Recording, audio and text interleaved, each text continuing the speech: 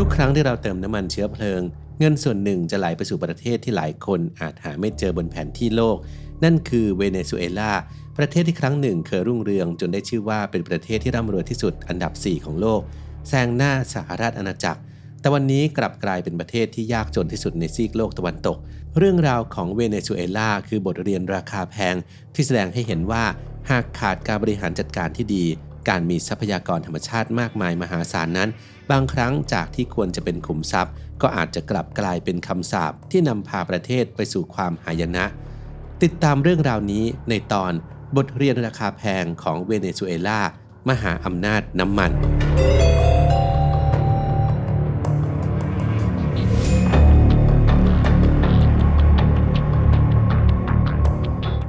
1. จุดเริ่มต้นแห่งความมั่งคั่ง31 กรกฎาคมปี 1914 คือจุดเปลี่ยนสำคัญของเวเนซุเอลาเมื่อมีของเหลวสีดำข้นพุ่งขึ้นมาจากบ่อลึก 400 ฟุตนับเป็นบ่อน้ำมันเชิงพาณิชย์แห่งแรกของประเทศในขณะนั้นเวเนซุเอลาเป็นเพียงประเทศเล็กๆในเทือกเขาแอนดิสภายใต้การปกครองของฮวนวิเซนเต้โกเมสผู้นำเผด็จการที่ขึ้นครองอำนาจในปี 1908 โดยการยึดอำนาจขณะที่ประธานาธิบดีคนก่อนเดินทางไปรักษาตัวที่ปารีสนับจากนั้นเพียง 21 ปีเวเนซุเอลาได้ก้าวขึ้นมาเป็นผู้ผลิตน้ำมันรายใหญ่อันดับ 2 ของโลกรายได้จากน้ำมันนั้นกลายเป็นรายได้หลักของประเทศคิดเป็น 2 ใน 3 ของรายได้รัฐบาลและ 90% ของการส่งออกแม้โกเมสจะกอบโกยผลประโยชน์ส่วนใหญ่ไว้กับตัวเองและพรรคพวกแต่ประชาชนก็ได้ลิ้มรสความมั่งคั่งจากน้ำมันเป็นครั้งแรกธนาคารเริ่มเปิดกิจการอุตสาหกรรมน้ำมันจ่ายค่าแรงสูงและธุรกิจบริการเริ่มเฟื่องฟูช่วงสงครามโลกครั้งที่ 2 เป็นจุดพลิกผันสำคัญอีกครั้งเมื่อประธานาธิบดีเมดินาสามารถเจรจาต่อรองกับบริษัทน้ำมันต่างชาติจนนำไปสู่กฎหมายน้ำมันปี 1948 ที่เรียกว่าหลักการ 50-50 ทำให้รัฐได้ส่วนแบ่งกำไรจากน้ำมันถึงครึ่งหนึ่งนโยบายนี้ได้กลายเป็นต้นแบบให้กับประเทศผู้ผลิตน้ำมันอื่นๆในตะวันออกกลางในเวลาต่อมาประกอบกับความขัดแย้งในตะวันออกกลางและการปิดคลองสุเอซทำให้ราคาน้ำมันพุ่งสูงขึ้นส่งผลให้เวเนซุเอลากลายเป็นประเทศที่ได้รับเงินตราต่างประเทศมากที่สุดในทศวรรษนั้น 2. หายนะจากการบริหารความมั่งคั่งเมื่อรายได้มหาศาลไหลเข้าประเทศรัฐบาลเวเนซุเอลาเริ่มใช้จ่ายอย่างฟุ่มเฟือยภายใต้การนำของเปเรสจิเมเนสผู้นำเผด็จการที่ขึ้นครองอำนาจในปี 1952 ประเทศถูกเปลี่ยนชื่อเป็นสาธารณรัฐเวเนซุเอลามีการสร้างอุตสาหกรรมหนักของรัฐและเริ่มโครงการก่อสร้างขนาดใหญ่มากมายจิเมเนสเชื่อว่าเขาสามารถซื้อความทันสมัยให้กับประเทศได้รัฐบาลทุ่มงบประมาณสร้างที่อยู่อาศัยสำหรับคนจนเปิดโรงเรียนสร้างโรงพยาบาลทั่วประเทศและสร้างทางหลวงขนาดใหญ่เชื่อมต่อทั่วประเทศมีการให้เงินกู้ดอกเบี้ยต่ำแก่บริษัทต่างๆและอุดหนุนต้นทุนการผลิตแต่โครงการเหล่านี้กลับเต็มไปด้วยการสูญเปล่าการคอร์รัปชันและการจ่ายสินบนถนนมีราคาแพงเกินจริงรัฐวิสาหกิจขาดทุนและสิ่งอำนวยความสะดวกสาธารณะไม่ได้มาตรฐานอย่างที่ควรจะเป็นเศรษฐกิจของเวเนซุเอลาเริ่มแสดงความผิดปกติค่าเงินโบลิวาที่แข็งค่าขึ้นอย่างมากได้ทำลายภาคเศรษฐกิจที่ไม่เกี่ยวข้องกับน้ำมันธุรกิจที่เหลืออยู่ส่วนใหญ่เป็นรัฐวิสาหกิจที่มีพนักงานล้นเกินประสิทธิภาพการผลิตต่ำแต่จ่ายค่าจ้างสูงชาวเวเนซุเอลาไม่ได้รับค่าตอบแทนตามความสามารถอีกต่อไปมีเพียงราคาน้ำมันในตลาดโลกเท่านั้นที่กำหนดรายได้ของพวกเขา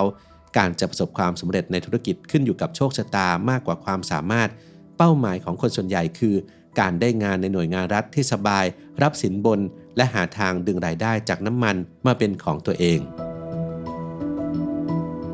3. โรคดัชเมื่อความรวยทำลายประเทศ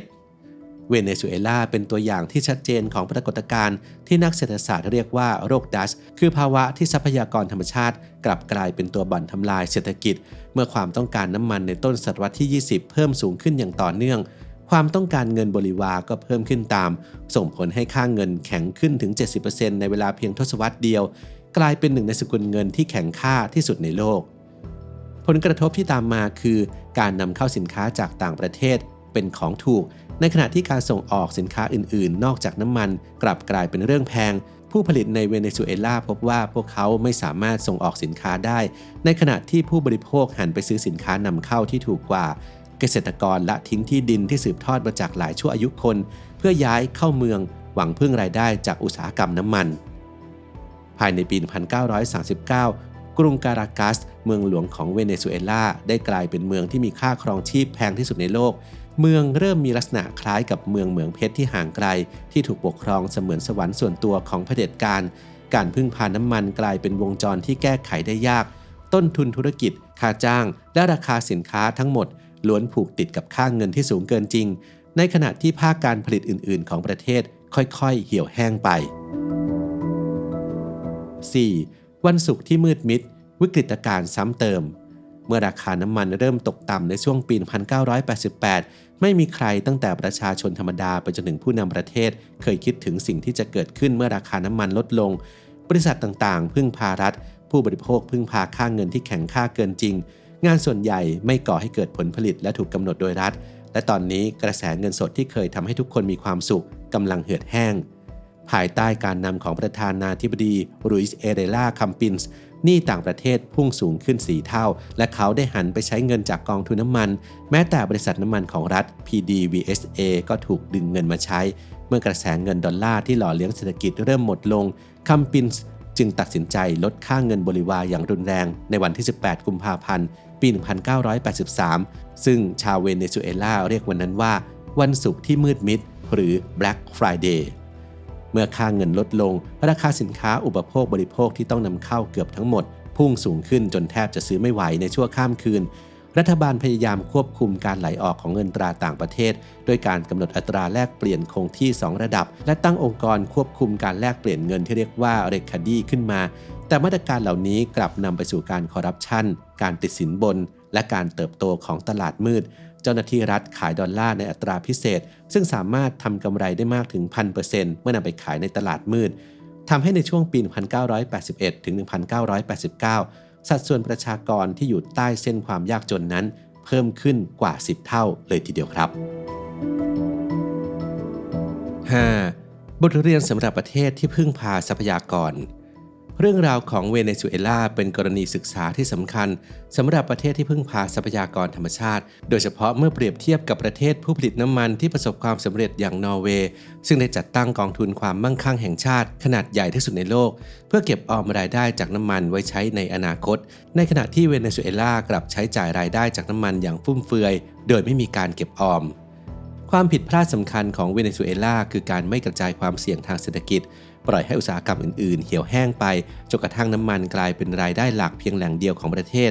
เมื่อราคาน้ำมันตกต่ำในปี 2008 และดิ่งลงอีกครั้งในปี 2014 เวเนซุเอลาก็ไม่สามารถนำเข้าอาหารวัตถุดิบและทรัพยากรอื่นๆที่จำเป็นแตกต่างจากประเทศผู้ผลิตน้ำมันอย่างรัสเซียและซาอุดิอาระเบียที่มีการเก็บออมเงินสำรองไว้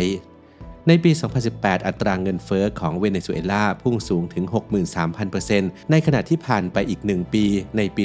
2019 อัตราเงินเฟ้อก็พุ่งทะยานไปเป็น 344,509.5% เรียกได้ว่าเป็นภาวะวิกฤตเลยทีเดียววิกฤตขนาดไหนลองเทียบกับอัตราเงินเฟ้อเพียง 2.6% ของสหรัฐอเมริกาในช่วงเดือนตุลาคมปี 2024 ซึ่งแม้จะสูงกว่าเป้าของธนาคารกลางที่ 2% แต่ก็สร้างความกังวลให้กับประชาชนเป็นอันมากประชาชนของเวเนซุเอลากว่า 3 ล้านคนอพยพออกนอกประเทศและผู้ที่เหลืออยู่ต้องเผชิญกับความอดอยากปัจจุบันเศรษฐกิจของเวเนซุเอลากำลังฟื้นตัวอย่างช้าๆผลิตภัณฑ์มวลรวมในประเทศหรือ GDP คาดว่าจะเติบโต 4.2% ในปี 2024 ตามการคาดการณ์ของบริษัทวิจัยเอกัวนาลิติก้า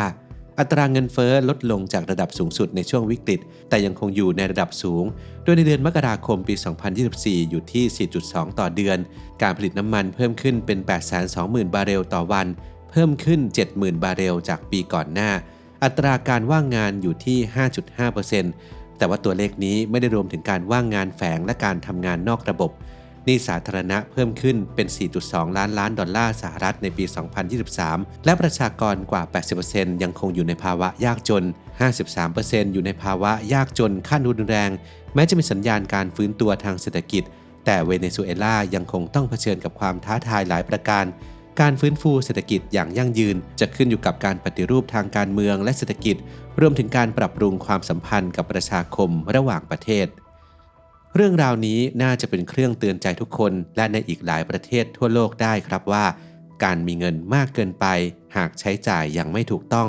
อาจเลวร้ายยิ่งกว่าการไม่มีเงินเลยเสียอีกครับ